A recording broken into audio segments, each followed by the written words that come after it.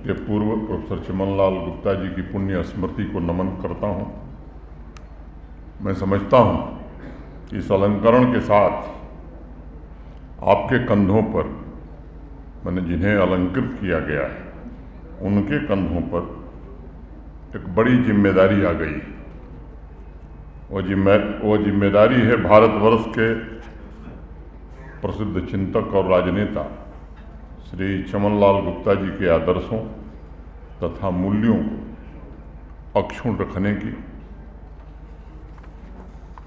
आपको ये संकल्प इस अलंकरण के साथ ही लेना होगा कि राष्ट्र निर्माण के प्रति जो उनकी एक निष्ठा थी, समर्पण था, या जो सेवा की विरासत उनको मिली थी, उसे आप भी आगे बढ़ाएंगे।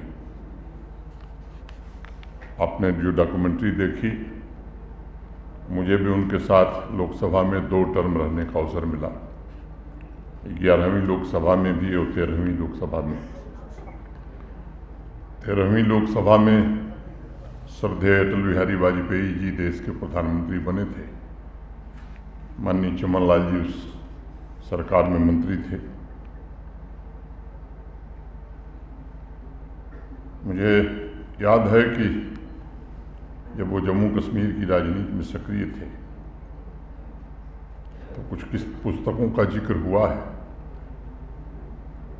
एक और किताब उन्होंने लिखी थी, उसकी विचार परिवार में बड़ी चर्चा थी कि भारत के तिरंगे के सम्मान और एक विद्यार्थी के खिलाफ दर्ज किए केस के विरोध में छात्र जीवन में ही इतना लंबा अनशन, उपवास रखना, ये दृढ़ इच्छा शक्ति का ही प्रतीक माना जा सकता है। वो तो शुरुआत थी। जम्मू कश्मीर को राष्ट्र की मुख्य धारा से जोड़ने के लिए केवल संसद में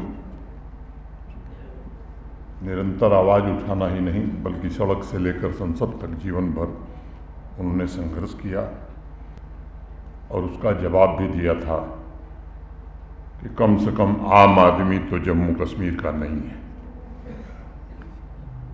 उनका मानना था कि उन कानूनों का फ़ायदा न तो जम्मू कश्मीर को हुआ, न ही उसकी आर्थिक व्यवस्था में कोई बड़ा बदलाव हुआ, बल्कि देश और जम्मू कश्मीर के बीच एक विभाजन की रेखा खड़ी हो गई। आउटसाइडर का हवा खड़ा करके मनोवैज्ञानिक दीवार एक ऐसी खड़ी हुई जिसके कारण अनेक कठिनाइयां भी आईं। मुझे प्रसन्नता है कि जिस पवित्र कार्य के लिए उन्होंने जीवन भर संघर्ष किया, अन्याय, अलगाववाद, भेदभाव, आतंकवाद, 5 अगस्त 2019 को भारत की संसद ने भारत के वर्तमान प्रधानमंत्री आदरणीय नरेंद्र मोदी जी की दृढ़ इच्छा शक्ति के कारण उसे समाप्त कर दिया। वह दीवार सदा सदा के लिए समाप्त हो गई।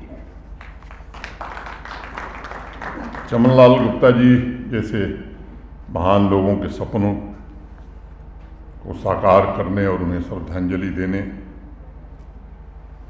का एक अवसर था। ये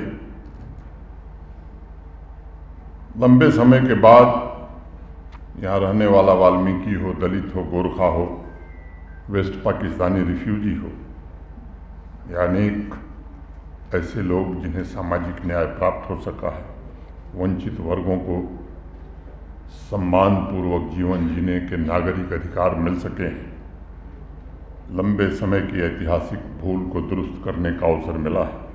देश के किसी हिस्से में वो घर बना सकते हैं, लेकिन एक ऐसा कानून था कि जम्मू कश्मीर में भारत के राष्ट्रपति चाहते तो भी घर नहीं बना सकते थे। सदैव अपने कार्यों, विचारों, सर्वधर्म समभाव के चिंतन के द्वारा जम्मू कश्मीर के सर्वांगीण विकास को सर्वोच्च प्राथमिकता उन्होंने दिया। मुझे बताया गया है कि स्पोर्ट्स के प्रति भी आदरणीय चमनलाल गुप्ता जी की विशेष रुचि थी। ये पहलू मैं उनका नहीं जानता था। 1976 में जम्मू कश्मीर एमेच्योर कबड्डी एसोसिएशन की स्थापना भी उन्होंने की, 30 वर्षों तक उसके अध्यक्ष के रूप में काम भी किए, सेवा भी किए। मैं मानता हूं कि स्पोर्ट्स सकारात्मक परिवर्तन और रचनात्मक कार्यों का एक महत्वपूर्ण माध्यम है, जिसने हमेशा विभिन्न संस्कृतियों और लोगों के बीच एक सेतु, एक ब्रिज का काम किया है। आज यहाँ जितने भी स्पोर्ट्स पर्सन्स उपस्थित हैं, मैं मानता हूँ कि वो परिवर्तन के जीवंत स्वरूप हैं। उन सभी में एक समान उद्देश्य की ज्वलंत ऊर्जा है। 7 अगस्त 2020 को मुझे यहाँ आने का अवसर मिला था। पिछले 4 वर्षों में कोशिश हुई है, मैं नहीं जानता कि कोशिश कहाँ तक पहुँची है। स्पोर्ट्स भी जम्मू कश्मीर के प्रशासन की सर्वोच्च प्राथमिकता में रहे। एक आंकड़ा मैं जरूर कहना चाहूँगा कि 2019 के पहले वर्ष भर में स्पोर्ट्स की डिफरेंट डिसिप्लिन्स में पार्टिसिपेंट्स की संख्या 3 लाख से ज़्यादा नहीं हुआ करती थी। आज मैं संतोषपूर्वक ये बात कह सकता हूँ कि गत वर्ष 50 लाख से ज़्यादा लोगों ने जम्मू कश्मीर के स्पोर्ट्स की विभिन्न डिसिप्लिन्स में पार्टिसिपेट किया है। स्वाभाविक रूप से जो साथी इसके लिए मेहनत किए हैं, काम किए हैं, चाहे वो हमारे प्रमुख सचिव हों, काउंसिल हो या डिफरेंट कोचेज हों, इन सबको मैं हृदय से बधाई देता हूं। स्वाभाविक रूप से योजनाबद्ध काम हुआ, जिसके कारण ये परिस्थिति बनी। अधिक से अधिक युवा स्पोर्ट्स से जुड़े, इसके लिए अनेक नए इनिशिएटिव लिए गए हैं। माननीय प्रधानमंत्री जी के कारण यहाँ का स्पोर्ट्स इंफ्रास्ट्रक्चर भी काफ़ी हद तक मॉडर्न बना है।